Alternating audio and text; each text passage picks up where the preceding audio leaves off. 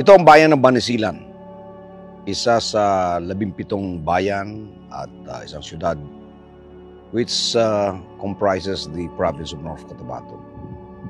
Ito yung northernmost town ng North Cotabato going towards Lanao del Sur. Isang agricultural town with a land area of 57,000 hectares and a population of 47,000, mainly agricultural. Ang isang pangarap ng mga tao rito ay magkaroon sila ng sariling ospital sapagkat ang pinakamalapit na ospital from this town is Wao, which belongs to the Bangsamoro Autonomous Region, which is about an hour away. And ang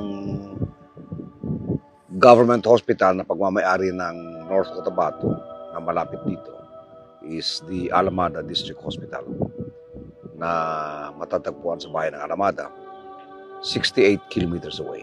In 2019, nanalo ang isang dating congresswoman na governor ng North Cotabato. Ang kanyang pangalan ay Nancy Catamco.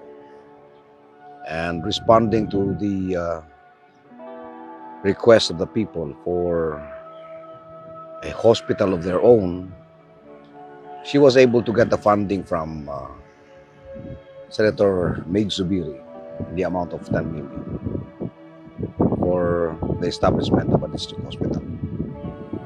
Merong isang tao, local resident, landed family, na nag-donate ng 1.5 hectares for this hospital.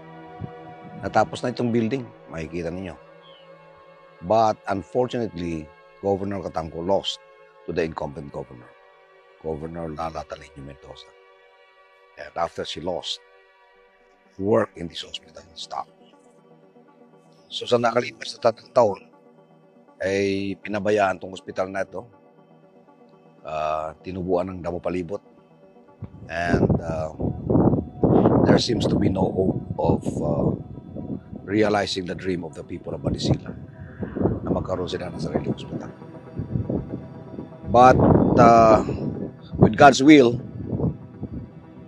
kung ano man ang mangyari sa 2025 na eleksyon, maaaring ang hospital na ito ay magkaroon na ng katuparan. And hopefully, ma-realize na. And hopefully, matupad na ang pangarap ng taga-Banisilan.